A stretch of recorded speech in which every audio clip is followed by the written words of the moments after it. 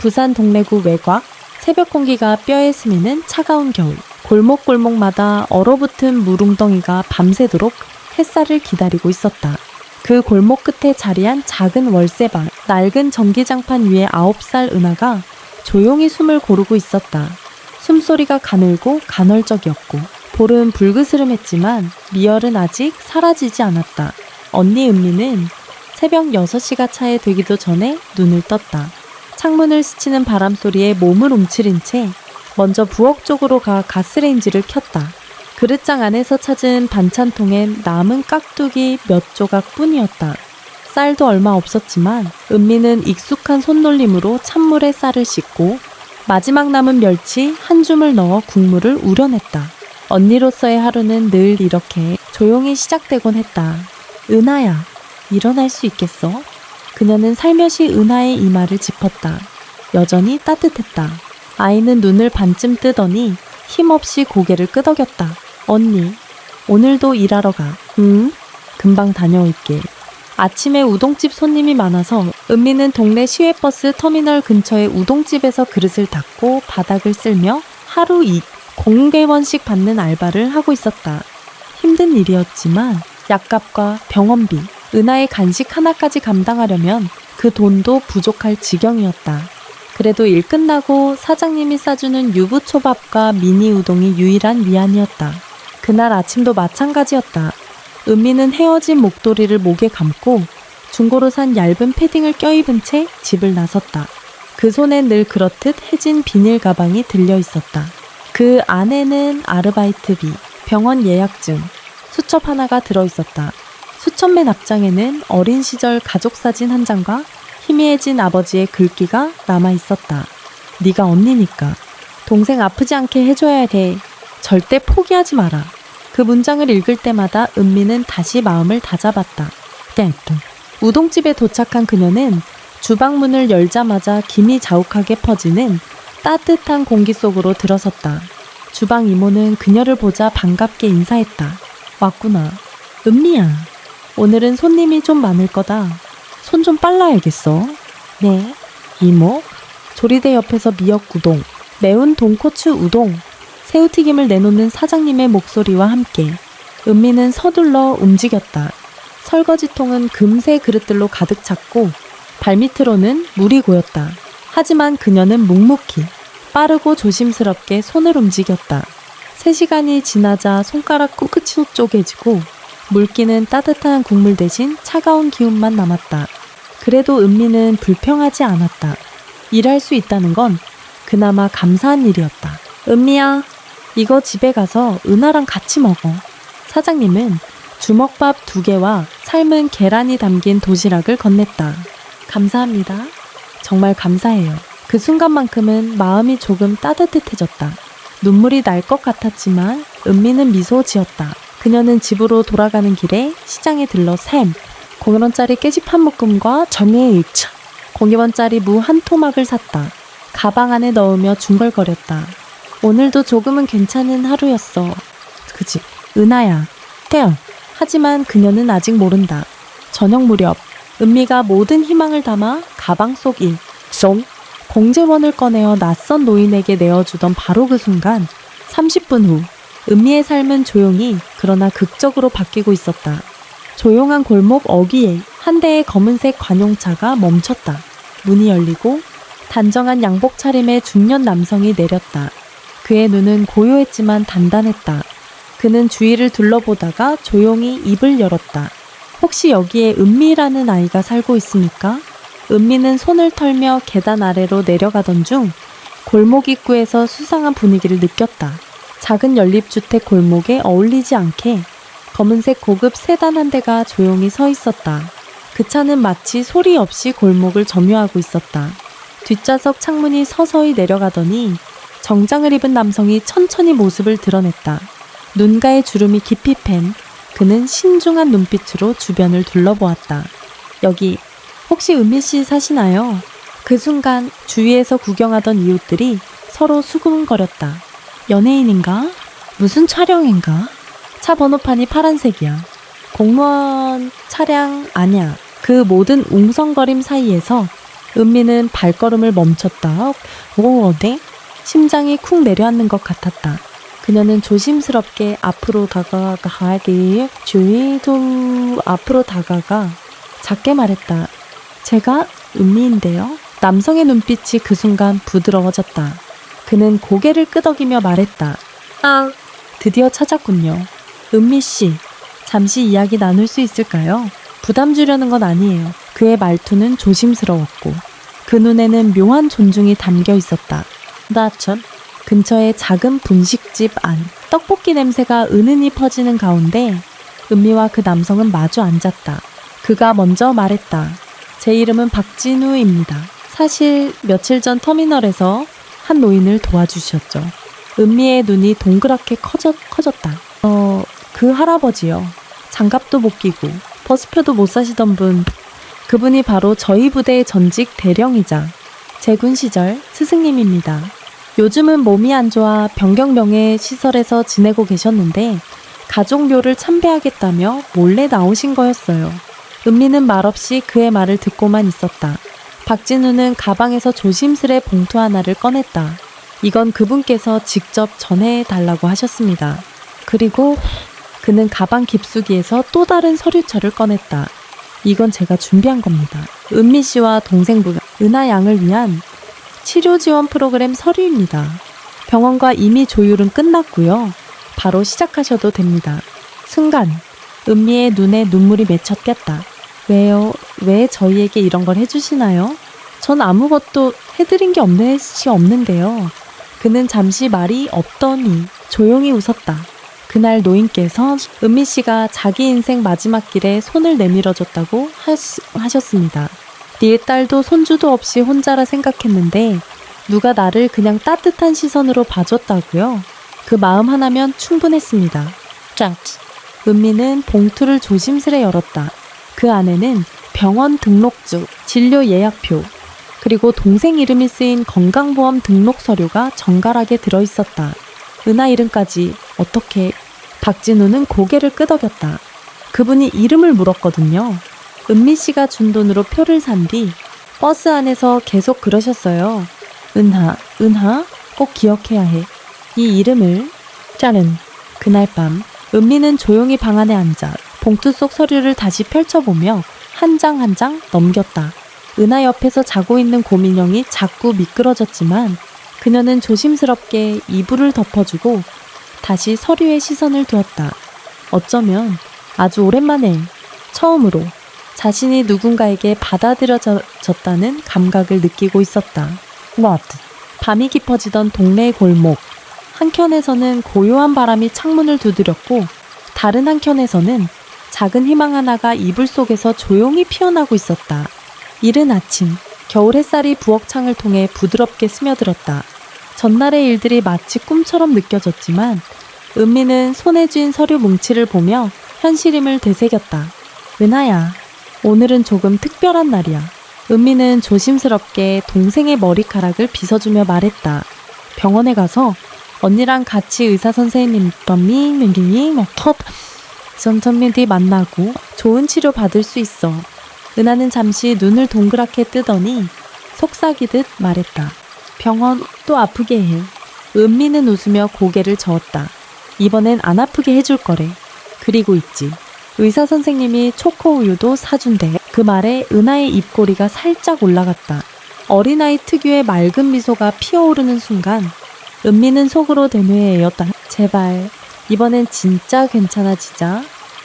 버스를 타고 해운대의 한 대형 종합병원에 도착했을 때 은미는 병원의 규모에 잠시 주춤했다. 유리벽이 높이 뻗어있고 하얀 코트를 입은 사람들이 분주히 움직이는 그 공간은 마치 다른 세상 같았다. 접수 창구에서 이름을 말하자 이미 등록이 되어 있다고 했다. 접수 직원은 친절하게 병동까지 안내해 주었고 은미는 그 모든 것이 여전히 믿기지 않았다. 검사 후 담당 의사 김서영 교수는 차트를 살피며 말했다. 은하 양, 예상보다 상태가 잘 유지되고 있어요. 지금 단계에서 집중 치료와 면역 관리만 잘하면 완치 가능성도 기대할 수 있습니다. 정말요? 은미는 너무 놀라 작은 목소리로 되물었다. 네, 중요한 건 지금부터입니다. 치료는 길고 반복적일 거예요. 하지만 지금처럼 언니가 곁에 있다면 은하도 잘 버틸 수 있을 겁니다. 그 말에 은미의 눈가가 붉어졌다. 그녀는 서류 뭉치를 꼭 끌어안았다. 그것은 단지 종이가 아니라 그녀 인생에서 가장 값진 희망의 증서였다. 젠, 병원 대기실 한쪽. 은하가 작은 책상에서 색연필로 그림을 그리고 있었다. 은미는 자판기에서 뽑은 따뜻한 코코아 2개를 들고 돌아왔다. 야, 하나는 은하 거. 우와, 진짜 초코다. 은하는 좋아서 두 손으로 컵을 꼭 잡았다. 그림 위엔 언니와 자신이 손을 잡고 병원 앞에서 웃고 있는 모습이 그려져 있었다. 그 위에 아이의 글씨로 적혀 있었다. 언니랑 나 같이 살 거야. 오래오래. 그걸 본 은미는 한동안 아무 말도 하지 못했다. 코코아가 식어가는 줄도 모르고 그 그림을 바라봤다. 짠. 병원에서 돌아가는 길. 버스 안에서 은미는 창밖을 바라보았다. 첫눈이 내리고 있었다. 희고 조용한 눈송이들이 버스 유리창에 내려앉고 있었다. 은미는 문득 오래전 돌아가신 엄마가 해주던 말을 떠올렸다. 눈 오는 날은 하늘에서 누가 네 얘기 듣고 있는 거야. 그런 날은 소원 빌어봐. 그녀는 눈을 감고 속으로 조용히 말했다. 은하, 아프지 않게 해주세요. 그리고 이 작은 기적이 오래오래 계속되게 해주세요. 한겨울의 부산. 어느 누구도 주목하지 않는 자매의 인생이 조용히 하지만 분명히 새로운 길 위에 발을 딛기 시작했다. 그렇게 평온하게 흘러가던 날들. 은미는 병원과 집, 알바를 오가며 바쁜 하루하루를 보냈다. 짧은 시간이었지만 그녀는 오랜만에 느끼는 일상이라는 감정을 만끽하고 있었다. 은하는 항암 치료가 시작되었고 머리카락이 조금씩 빠지기 시작했지만 특유의 씩씩한 성격은 여전했다. 병동 아이들과 그림을 나눠 그리고 간호사 언니에게 초코우유를 조르는 모습은 마치 평범한 초등학생 같았다. 그러던 어느 날 은미는 병원 복도 끝에서 낯선 장면을 목격했다. 박진우 씨가 누군가와 다투고 있었던 것이다. 진짜로 얘가 그 노인의 돈을 받은 아이야. 목소리는 날카롭고 차가웠다. 양복을 말끔히 차려입은 중년 여성이 박진우를 노려보고 있었다. 고작 몇만 원의 마음이 흔들린다고 우리 가족이 그렇게 멍청했나 보네. 그녀의 말에 은미는 몸을 움찔했다. 지금은 그런 게 중요하지 않아요. 그는 진심으로 도운 겁니다. 박진우의 말은 단호했다. 그러나 여성은 코웃음을 쳤다. 그래서 그 진심에 감동해서 전 재산을 기부하게 만들었다는 거야. 그 아이는 지금 누굴 속인 건지 알아. 그녀는 고개를 돌려 은미와 눈이 마주쳤다. 차가운 눈빛, 단번에 사람을 얼어붙게 만드는 표정이었다. 댄! 그날 밤 은미는 잠을 이루지 못했다. 은하가 조용히 숨을 고르며 자고 있는 옆에서 그녀는 계속해서 머릿속을 싸매며 되뇌었다. 내가 뭘 잘못한 걸까? 내가 돈을 돌려줘야 하는 걸까? 책상 위 봉투. 아직 열어보지 않은 2번째 문서가 눈에 들어왔다. 손을 뻗었다. 문득 망설여졌다. 혹시 정말 그 돈이 누군가의 유산이라면, 누군가의 분노를 산 거라면. 그 순간 휴대전화에 메시지가 도착했다. 진우박, 걱정하지 마요. 뭐 걱정하지 마세요. 당신이 흔들리면 은하도 흔들려요. 그럼 한 줄의 문장. 그러나 은미는 울고 말았다. 한참을 울고 그리고 다시 일어섰다. 때다. 며칠 뒤 병원에서 또 다른 뉴스가 들려왔다. 은하의 치료 일정이 조정되었고 간호사 한 명이 이렇게 말했다. 은미 씨, 혹시 병원비 일부가 지연되고 있는 것 알고 계셨나요? 그 말에 은미는 숨이 턱 막혀다. 지연이요? 네? 원래는 재단 측에서 매월 지원되던 금액이 이번 달엔 일시 보류되었어요. 다시 신청하시면 검토해드린다고는 했지만 은미는 서류를 다시 꺼내보았다. 지원재단 서명란 옆에는 기부자 측 동의 철회 시 자동 해지라는 문구가 작게 적혀 있었다. 그녀의 손이 떨렸다. 박진우 말고도 그 재단에 영향력을 미칠 수 있는 인물이 있다는 뜻이었다. 똥! 그날 밤 은미는 다시 일을 나섰다. 동래구 뒷골목 오래된 전통시장의 찐빵집에서 아르바이트를 구했다. 뜨거운 김이 모락모락 피어오르는 작업장 안. 그녀는 혼자 속으로 말했다. 다시 처음부터 시작하면 돼. 처음에도 우린 둘뿐이었잖아. 이번에도 괜찮을 거야. 냐냐? 하지만 그 순간 누군가가 그녀를 지켜보고 있었다. 병원 근처 공영주차장, 검은색 차량 안 핸드폰을 손에 쥔 그 중년 여성은 조용히 통화를 이어갔다. 그 아이 더 이상 후원받을 자격 없어요. 직접 증명해보라고 하세요. 아니면 그냥 끝내죠. 부산의 겨울밤은 그렇게 깊어져 가고 있었다. 희망이 피어나는 자리엔 어김없이 의심과 질투, 그리고 또 다른 시험이 찾아오기 마련이었다. 며칠 후 박진우가 병원 근처의 작은 찻집에서 은미를 조용히 불러냈다. 평소와 달리 표정이 무거웠다. 따뜻한 유자차가 테이블 위에 놓였지만 둘 다 손을 대지 않았다. 죄송합니다. 이런 일까지 겪게 해서 그는 조용히 말을 꺼냈다. 은미는 억지로 미소를 지었다. 아니에요. 전 오히려 이렇게 잘해주셔서 죄송하죠. 잠시 정적이 흘렀다. 박진우는 머뭇거리다가 작은 종이봉투를 내밀었다.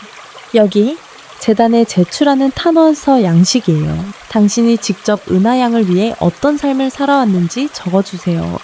그리고 원하신다면 기부자의 가족에게 직접 말씀하실 기회를 만들 수 있습니다. 직접 만나서요? 은미의 목소리는 떨렸다. 네, 그분이 조건부 후원 연장을 고민 중이에요. 그 조건은 직접 당신이 진심을 보여주는 겁니다. 도멈. 그날 밤 은미는 병실 구석에 앉아 조용히 펜을 들었다. 노트 첫 장에 한참을 아무것도 쓰지 못하다가 조용히 적기 시작했다. 처음 은하가 병에 걸렸다는 걸 알았을 땐 아무것도 보이지 않았어요. 세상이 뿌옇고 아무리 발버둥쳐도 바닥이었죠. 그래도 무너질 수는 없었어요. 은하는 나한테 남겨진 전부니까요. 매일 새벽 5시에 일어나 일했어요. 늦은 밤엔 택배 정리하고 주말엔 길거리에서 전단지도 나눠 봤죠. 사람들이 지나가며 무시하고 나를 투명인간처럼 보아도 은하가 웃을 수만 있다면 괜찮았어요. 그날 터미널에서 그 할아버지를 본 순간 나도 모르게 손이 움직였어요. 그냥 그분이 우리 아빠처럼 보였거든요. 돌아가신 아빠도 그런 표정으로 늘 지갑을 뒤적였거든요. 며칠 후 재단에서 정식으로 연락이 왔다. 박진우는 은미에게 말없이 고개를 끄덕였다. 직접 뵙기로 했답니다. 준비되셨죠? 그날 오후 은미는 깔끔한 재킷 하나를 꺼내 입었다. 이웃 아주머니가 선물해준 중고고 점이야 처음 중고 옷이었다. 거울 앞에서 몇 번이나 심호흡을 하며 자기 손등에 써본다. 괜찮아. 은미야. 넌 거짓말한 적 없어. 재단의 사무실은 해운대구의 고층 빌딩 안에 있었다. 그 안은 너무 고요했고 회의실 문을 여는 소리조차 크게 울렸다. 문 안에 그녀가 있었다. 박진우와 다퉜던 그 차가운 중년 여성. 그녀는 무표정하게 은미를 바라보았다. 당신이 은하의 언니? 은미는 고개를 숙였다. 네? 은미입니다. 왜 돈을 그렇게 쉽게 줄 수 있었죠? 그날 터미널에서 사실은 무슨 꿍꿍이였던 거예요. 그 말에 은미는 정면을 바라보며 말했다. 없어요. 꿍꿍기 같은 거.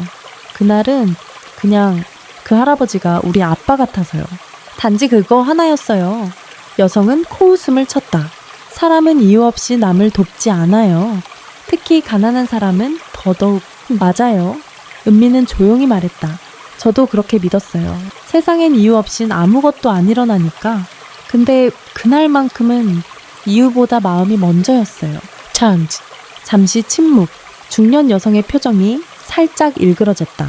그녀는 손가락으로 테이블을 두드리다 문득 말했다. 우리 아버지는 평생 원칙을 중시했어요. 말보다 행동, 약속보다 실천. 그래서 당신을 보고 나도 놀랐던 겁니다. 그 돈은 사실 제 가족이 받을 수 있었어요. 그런데 아버지는 당신에게 주시었어요. 난 그걸 받아들이기가 어려웠어요. 하지만 그녀는 숨을 고르며 말을 이었다. 오늘 당신의 눈을 보고 인정할게요.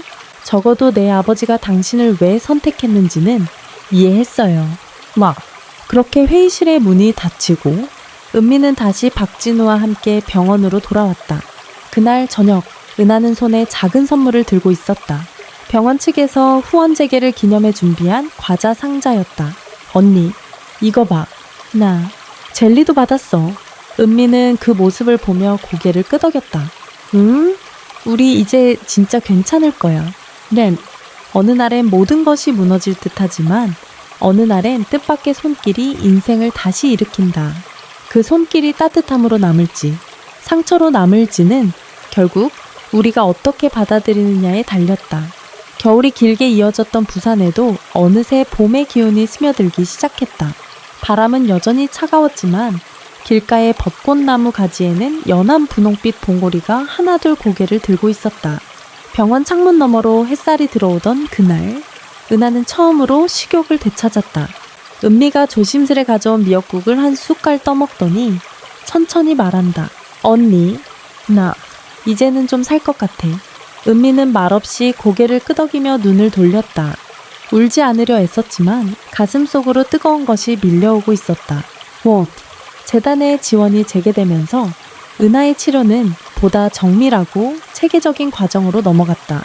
새로 배정된 의사는 최신 항암요법을 제안했고 병원에서도 심리치료 프로그램을 함께 운영해주기 시작했다. 은하는 미술치료 시간에 자주 꽃을 그렸다. 처음엔 줄기만 있었던 그림이 이제는 꽃이 피피고 나비가 날고 해가 떠있는 그림으로 바뀌었다. 왜 요즘은 해가 많아졌어? 은미가 물으면 은하는 웃으며 말했다. 이제는 아프기만 한 날보다 조금 덜 아픈 날이 많아졌거든. 은미의 삶도 변하고 있었다. 우동집 이모는 그녀에게 정직권 자리를 제안했고 박진우는 간간히 그녀를 도와주는 조언자가 되었다. 그는 더 이상 후원자로서가 아닌 인생의 길을 함께 걷는 든든한 조력자처럼 느껴졌다.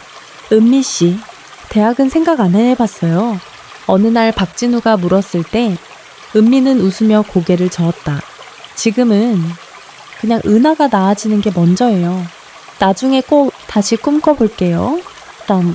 봄비가 내리던 어느 주말, 병원 마당에서 작은 행사가 열렸다. 장기 입원 환자들을 위한 희망 음악회. 자원봉사자들이 악기를 들고 와 조용히 연주를 시작했다. 은하도 휠체어를 타고 무대 앞에 앉았고 은미는 바로 옆에서 그녀의 손을 잡고 있었다. 한 청년이 기타를 들고 무대에 올랐다. 이 노래는 가족을 위해 모든 걸 바치는 세상에서 가장 강한 사람을 위해 부릅니다. 기타가 울리고 가사가 흘러나왔다. 작은 손을 잡고 긴 터널을 지났지. 빛은 멀었지만 포기하지 않았어. 이제는 말할 수 있어. 당신이 있어서 내가 버틸 수 있었던 걸. 노래가 끝날 무렵 은하가 조용히 말했다. 언니, 나도 나중에 노래 부를래. 건강해지면. 은미는 그 말에 고개를 끄덕였다. 꼭 그때 샷. 며칠 후 은하는 처음으로 집에 외출 허가를 받았다. 두 자매는 오래전 부모님과 함께 살던 삼복도로로 나들이를 갔다. 작은 언덕길 위에서 오래된 벤치에 앉아 함께 김밥을 먹으며 하늘을 바라봤다. 엄마랑 아빠도 여기서 자주 앉으셨지? 은하가 말했다. 은미는 하늘을 향해 눈을 감았다. 그리고 조용히 속삭였다. 우리 다시 시작할 수 있을 거야. 조금씩, 아주 천천히, 하지만 분명히. 벚꽃이 흩날리던 그 언덕길에서 두 소녀는 서로의 손을 꼭 붙잡은 채 처음으로 세상을 온전히 마주보고 있었다. 지금까지 너무 많은 것을 이뤄냈지만 그들은 이제 다시 피어나는 삶을 맞이할 준비가 되어 있었다. 봄이 깊어질수록 병원 복도에도 따뜻한 기운이 퍼지기 시작했다. 은하의 혈액 수치는 점차 안정세를 보였고 주치의 김서영 교수는 조심스럽게 퇴원을 준비해보자는 말을 꺼냈다. 은하 양이 이렇게 잘 회복한 건 정말 회복한 것 절대 약 때문만은 아니에요. 누군가 매일 옆에서 웃어주고 버텨줬기 때문이죠. 은미는 그 말에 작게 웃었지만 마음 깊은 곳에서 처음으로 여유라는 걸 느꼈다. 즉 그날 저녁 두 자매는 병원 근처 공원 벤치에 앉아 종이컵에 담긴 따뜻한 옥수수풀을 나눠 마시고 있었다. 은하가 문득 물었다. 언니는 앞으로 뭐 하고 싶어? 은미는 잠시 생각에 잠겼다. 사실 묻지 않아서 몰랐지만 은하가 아픈 동안 그녀는 단 한 번도 자신을 위한 무언가를 상상해보지 않았다. 하지만 지금은 달랐다. 미래라는 단어가 아주 희미하게 남아 그녀의 머릿속을 스치고 있었다. 야, 이 언니, 나 간호사가 되고 싶어. 은미의 말에 은하는 눈을 동그랗게 떴다. 진짜? 왜? 네가 아팠을 때 간호사한테 언니들이 항상 따뜻하게 말해주었잖아. 무섭고 힘든 날도 있었지만 그 사람들이 있어서 버틸 수 있었던 거야. 나도 누군가의 그런 사람이 되고 싶어. 은하가 고개를 끄덕이며 조용히 말했다. 언니는 분명 제일 착한 간호사 될 거야. 깬. 그날 밤 은미는 오래 묵혀둔 수첩을 펼쳐들었다. 그 속엔 부모님의 사진, 그리고 이제는 희미해진 메모와 스케치들이 남아있었다. 한 페이지에 조심스럽게 펜으로 새로운 글씨를 적어 넣었다. 2025년 봄, 간호학원 준비 시작. 며칠 후 박진우와 다시 마주한 자리에서 은미는 담담하게 말했다. 간호학과 검정고시 준비를 하려고 해요. 저 오래 걸릴 거 알고 있지만 해보고 싶어요. 박진우는 놀라지 않았다. 오히려 오래전부터 기다렸다는 듯이 고개를 끄덕였다. 당신이 다시 당신 인생을 시작할 준비가 됐다는 건 정말 기쁜 일이에요. 필요한 도움 언제든 말하세요. 그는 책 한 권을 꺼내 건넸다. 표지엔 이렇게 적혀 있었다. 처음 간호사가 되기로 결심한 당신에게 짠! 그날 이후 은미는 낮에는 우동집에서 일하고 밤이면 온라인 강의와 책으로 공부하는 생활을 시작했다.